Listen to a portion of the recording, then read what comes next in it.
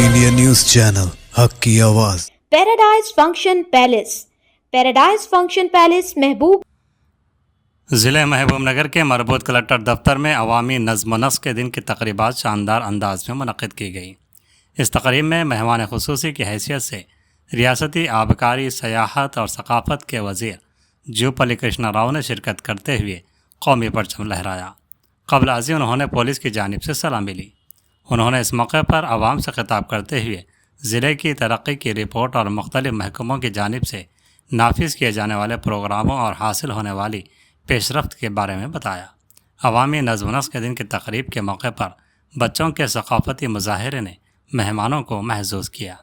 इस तकरीब में रुकन असम्बली महबूबनगर एन श्रीनिवास रेड्डी, रुकन असम्बली जडचल्ला अनिरुद्ध रेड्डी, देवरकद्रा रुकन assembly G Madhusudan Reddy, market committee chairperson Anitha Madhusudan Reddy, मोड़ा चेयरमैन लक्ष्मण यादव, ज़िला collector Vijendra Bhoi, SP D Janaki, local bodies के एडिशनल कलेक्टर शिवेंद्र प्रताप, महकमा रेवेन्यू के एडिशनल कलेक्टर एनुगु नरसिम्हा रेड्डी, तलबा के अलावा दीगर मौजूद थे।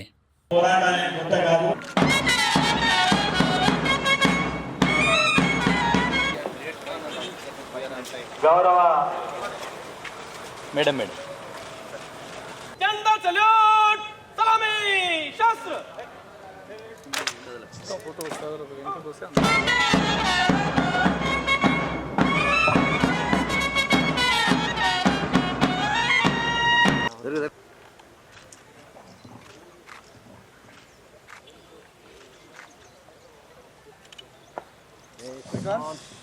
తెలంగాణ ప్రజల పోరాట స్ఫూర్తి స్వేచ్ఛాయుతమైనటువంటి వాతావరణంలో ప్రజాపాలన కొనసాగుతున్న సందర్భంలో ప్రజాపాలన దినోత్సవం సందర్భంగా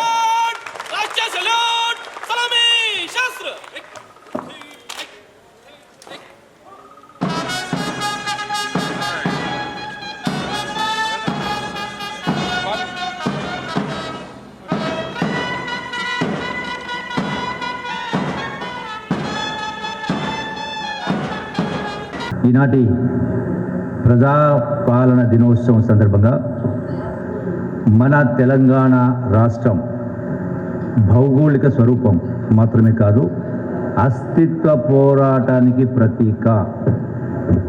తెలంగాణకు చరిత్రతో పాటు అఖండమైనటువంటి వారసత్వ సంపద ఉంది.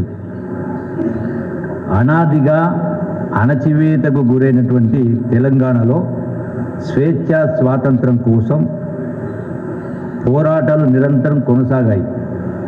తెలంగాణ ప్రజాస్వామిక స్వేచ్ఛను పొందేందుకు ఆనాడు యావత్ సమాజం కూడా ఉద్యమించింది. నిజాం నిరంకుశ పాలనలో భూస్వామ్య జాగీర్దారీ విధానం, వెట్టి చాకిరి, రజాకార్ల దాష్టికానికి వ్యతిరేకంగా ప్రజలంతా ఏకమై ఉద్యమించడం జరిగింది. స్వాతంత్రం కోసం జిల్లాకు చెందిన ఎందరో ఉద్యమించగా పలువురు ప్రాణాలు కూడా కోల్పోయారు. ఇంకొందరు ఉద్యమంలో కీలక పాత్ర పోషించారు. దీంతో 1948 సెప్టెంబర్ 17న హైదరాబాద్ సంస్థానం దేశంలో భాగమైంది. అందుకే మా ప్రభుత్వం ఈరోజు ప్రజాపాలన దినోత్సవంగా నిర్వహిస్తోంది. ఈ సందర్భంగా ప్రజలందరికీ ప్రజాపాలన దినోత్సవ శుభాకాంక్షలు తెలియజేస్తా ఉన్నాను. నిధులున్నా, నీళ్లున్నా, ఉద్యోగాలున్నా తెలంగాణ కాలక్రమేణా వెనుకకు నెట్టివేయబడిన ప్రాంతంగా మిగిలిపోయింది. సమైక్య రాష్ట్రంలో అన్ని వర్గాలు వివక్ష గురవడంతో ప్రజల్లో స్వరాష్ట్ర ఆకాంక్ష బలపడింది.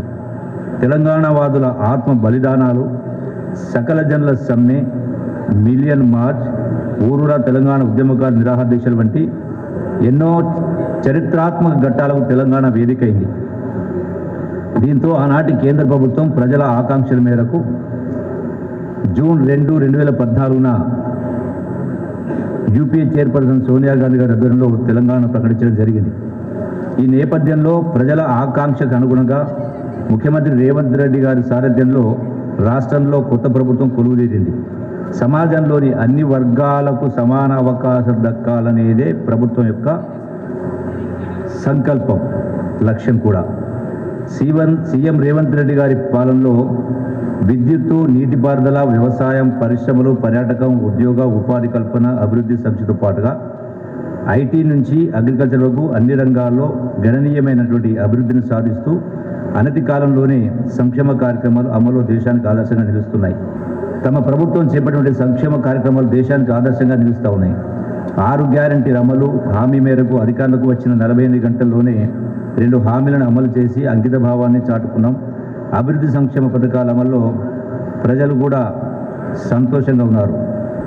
మహాలక్ష్మి పథకం కింద 500 రూపాయలకి గ్యాస్ సిలిండర్ను అర్హులైన వారందరికీ సరఫరా చేస్తూ ఉన్నాం. ఇప్పటి వరకు మహాలక్ష్మి పథకం కింద అర్హులైన 1,02,000 వినియోగదారులకు 3.85 లక్షల గ్యాస్ సిలిండర్ను పంపిణీ చేయడం జరిగింది.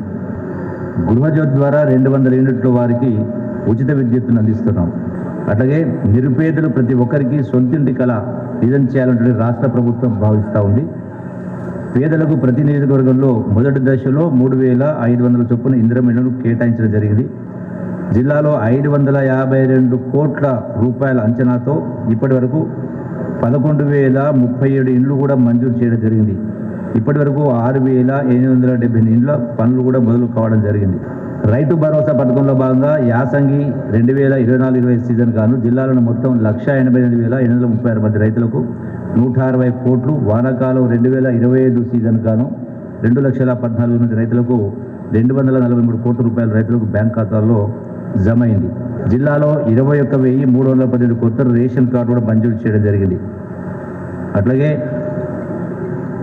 సన్న రకం వడ్లకు అదనంగా 500 రూపాయల బోనస్ కూడా చెల్లించేటువంటి ఏర్పాటు చేయడం జరిగింది.